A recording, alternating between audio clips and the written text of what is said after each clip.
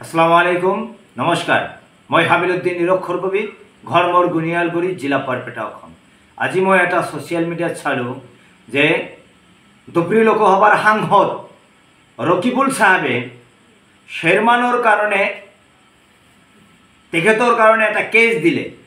মই নিৰক্ষৰ কবি হাবিলুদ্দিনে প্ৰশ্ন কৰিব বিচাৰিছোঁ যে নিৰ্বাচনৰ সময়তে বেলেগ কাষ্টৰ যিবিলাক বিধায়ক কংগ্ৰেছৰ বিধায়কে দলৰ বিপক্ষে মাত মাতিছিলে তেখেতসকলৰ কাৰণে কিয় প্ৰতিবাদ কৰা নহ'ল আৰু তেখেতসকলক কিয় কেছ দিয়া নহ'ল?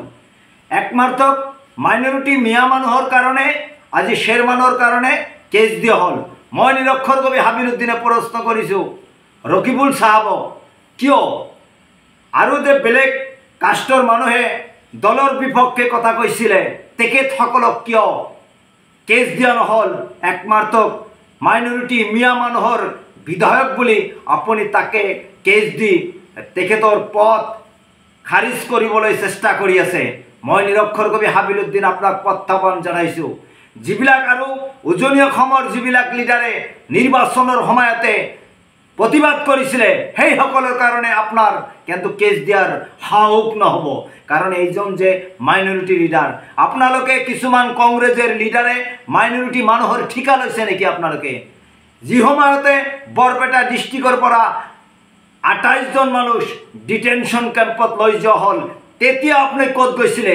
তেতিয়া কিয় আপুনি মাত নামাতিলে? আমি জাকিৰ হোসেনক প্ৰশ্ন কৰিছোঁ, কংগ্ৰেছৰ জাকিৰ হোসেন তেখেতকো প্ৰশ্ন কৰিছোঁ, আপোনালোকে তেতিয়া ক'ত গৈছিলে?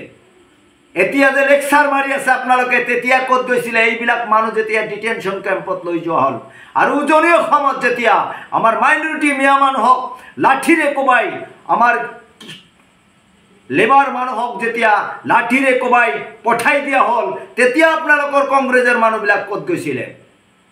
তাতে যাই মাত মাতিব নোৱাৰে।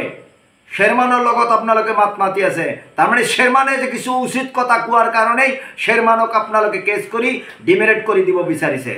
আৰু ৰচিদ মণ্ডলে জাতিৰ হকে কিবা এটা কৈছিলে, দেৱব্ৰত শইকীয়াই তেখেতক এটা ধমকি মাৰি দিলে আৰু আমাৰ মাইনৰিটি লিডাৰ যিবিলাক আছে মেকুৰীৰ নিচিনা যিবিলাক লিডাৰ চব নিমাত হৈ গ'লে। আমাৰ জাতিৰ কিছুমান ঠিকাদাৰ আছে, এই ঠিকাদাৰসকলে নিজৰ জাতি বিক্ৰী কৰি একমাত্ৰ নিজৰ গাদীটো লাগে, তেখেতসকলৰ একমাত্ৰ গাদী লাগে। কংগ্ৰেছ কৰিলে সঁচা কথা ক'ব নোৱাৰিব।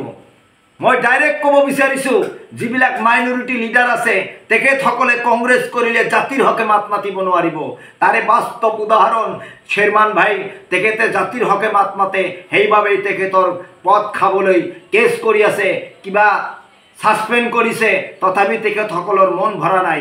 যিসকল বন্ধুৱে কেছ কংগ্ৰেছ কৰি আছে সেইসকলক ক'ব বিচাৰিছোঁ যে আপোনালোকে নিজৰ মাতৃভাষা বিসৰ্জন দি এই কংগ্ৰেছৰ লগত থাকি এই ঠিকাদাৰ কেইটাৰ লগত থাকি তেখেতসকলৰ যেতিয়া নিৰ্বাচনৰ সময় আহে এই নিৰ্বাচনৰ সময়ত তেখেতৰ টিকেটৰ ভয়ে এইসকল ঠিকাদাৰ কেইটাই কথা নকয়।